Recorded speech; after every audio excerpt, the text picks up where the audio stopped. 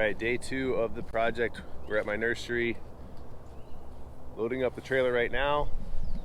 We're off to kind of a slow start because I had to load up a big old water tank. What do you say, David? We getting packed in?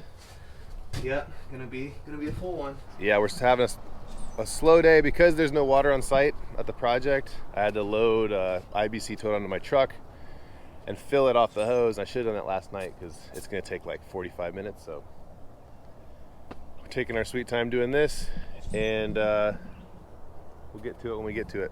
I'm heading over to the truck right now. I was just thinking, for anybody out there that wants to do the type of business that I have right now, which is doing these installations and the designs and the consultations, the equipment is the key.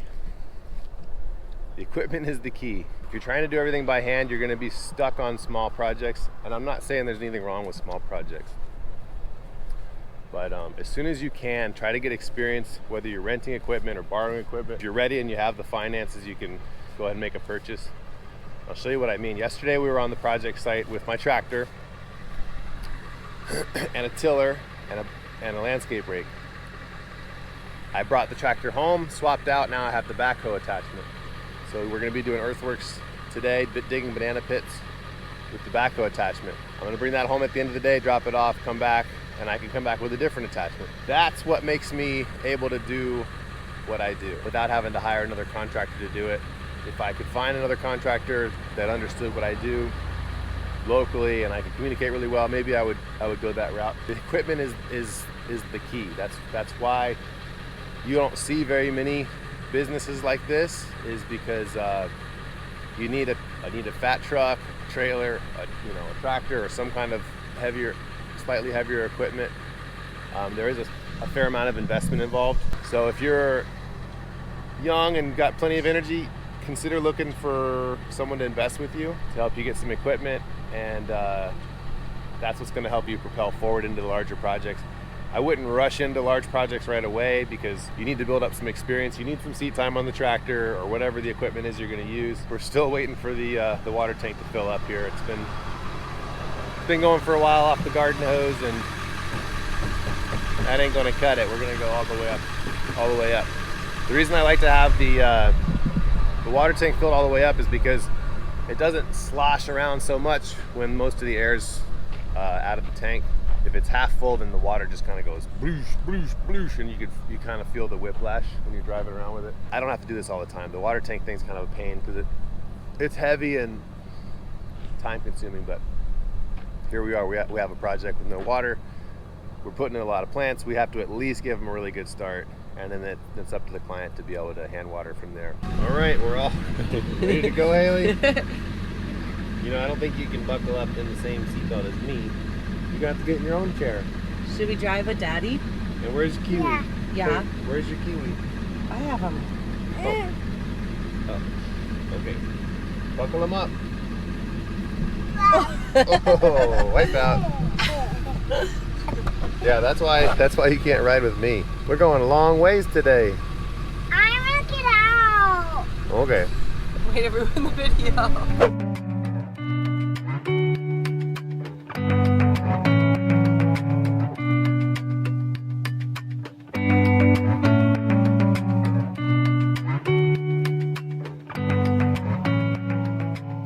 So we're on site now. Day 2 of this phase of the project. I took the tractor home to swap out and put the backhoe attachment on for today. The plan is to use the backhoe for one day, bring it back, because it's a lot more complicated to swap that particular implement out. So I'd like to use it for the one day, take it home, leave it there, and then I can use other things after that. But what we did was we tilled the edge of the bed after we did a preliminary layout. Then we brought all the stakes into the middles of where the banana circles are going to be. And I went ahead and tilled up the rest of the bed as much as I could. So today with the backhoe, what I'm going to do is come to each one of these spots, scratch the surface layer off, and then start digging the pits. And I'm going to dig those pits and place the material in mounds for the main trees.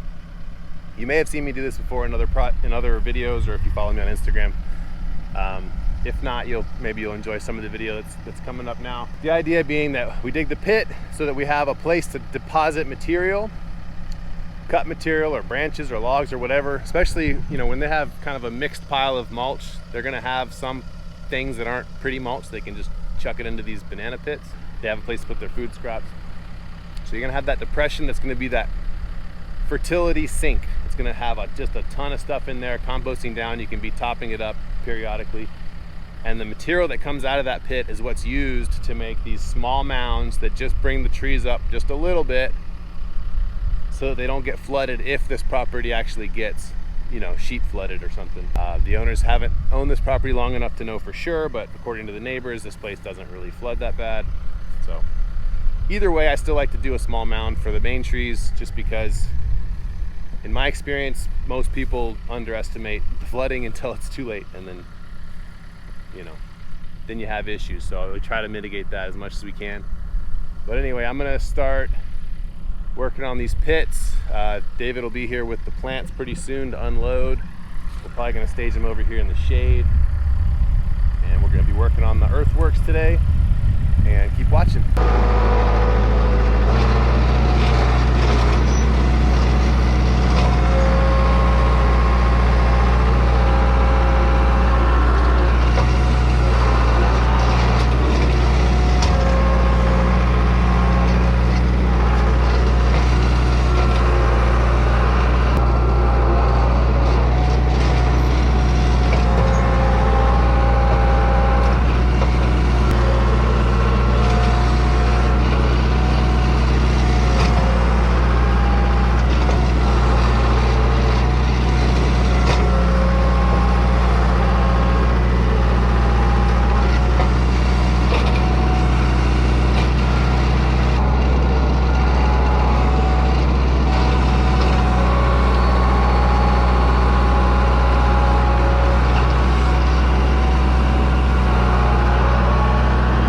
More time. Got it.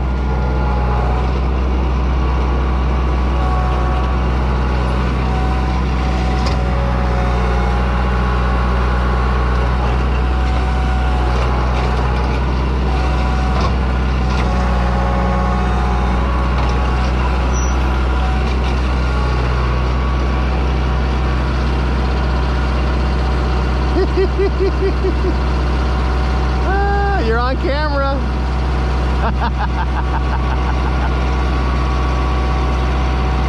Go, go, go.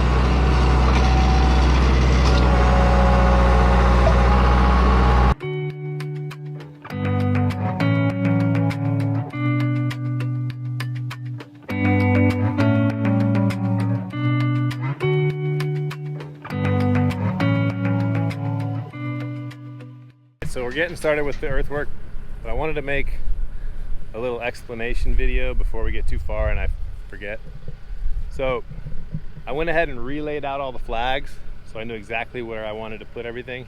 And then you'll see, like in this case, here's my banana circle. I've scratched out all that tilled grass. That's what this is here in the pile. I'm pulling that to the side.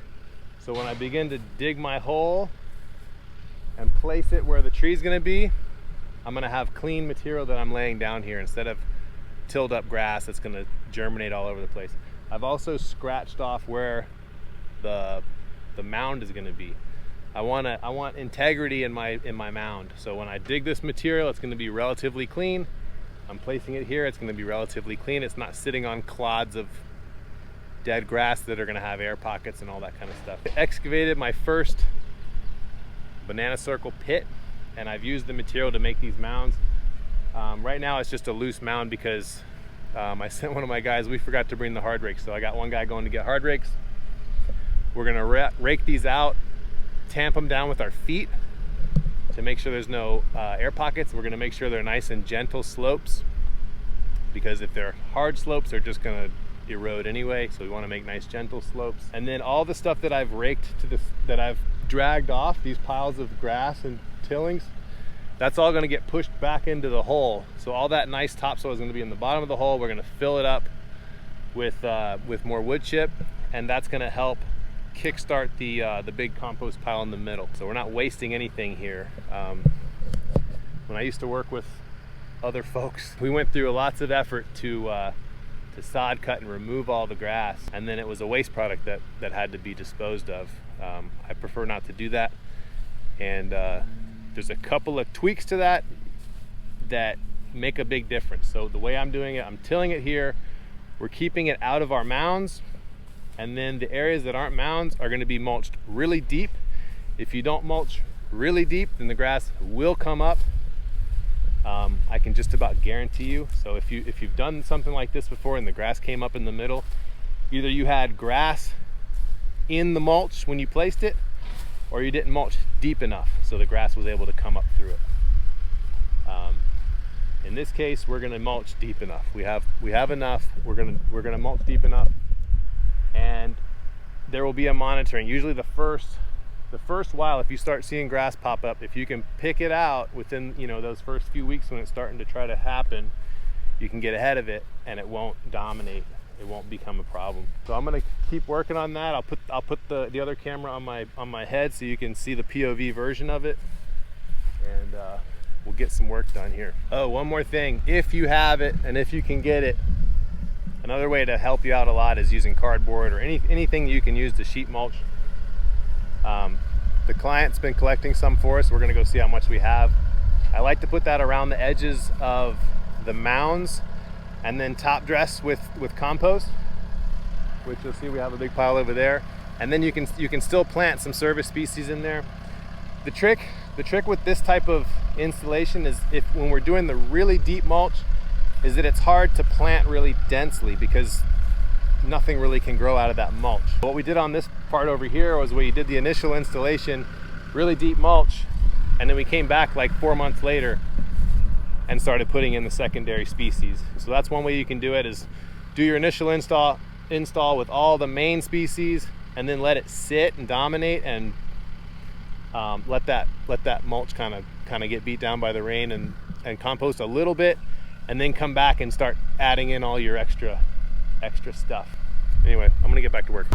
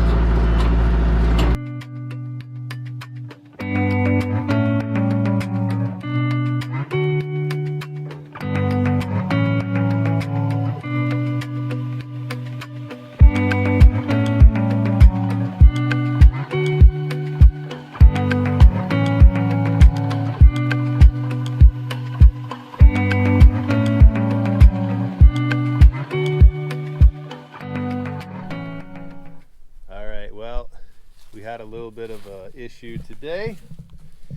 We got about 3 or 4 of these banana circles done, and then we got a bust in the hydraulic line, so I can't do any more digging today. I'm going to take this in a little bit early this afternoon to have the hydraulic hose replaced. I don't have any tools here. I don't have any of the parts here, so I'm going to take it back in and get it fixed this afternoon. So with that said, we can't finish all the earthworks I wanted to do today, but that's okay. We got some done, so we got some of these mounds already prepared. So what we're going to do instead is go ahead and start planting.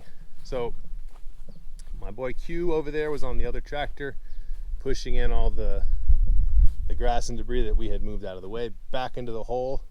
This is going to get covered up with mulch to smother the grass. We're going to plant the bananas around the circle. Now I'm starting to place the trees here. So a little bit about which trees I'm placing where. There's a couple things to keep in mind here. We have some species that are more hardy than others, and I'm putting the hardier species generally on the outside and the more cold tender species in the middle of this little meadow. So we're trying to create a better environment. The other thing that I'm considering is whether the tree is evergreen, because part of the intention is to have evergreen through this section here to block the view of the neighbor's house. So things like mulberries and persimmons that are going to defoliate in the wintertime, I'm kind of tucking to the side over here, or I'm going to have them interplanted with denser foliage items when we get to that point. So in this case here, right here in the middle, we've got a jackfruit, mango, persimmon, custard apple, and sapodilla. That's these ones that are on the inside of the meadow. On the outside, we've got a mulberry, a longan, another mulberry. There's a cinnamon back there, another mulberry, a guava, and then another mango here.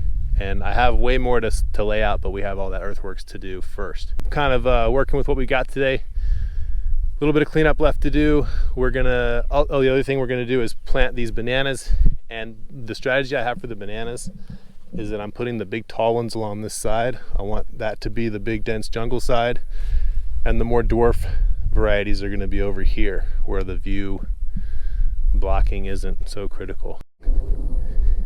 All right, so here's some behind the scenes action. So I don't have a really good tripod. I'm just getting another battery for this GoPro. So what we made is the trailer pod.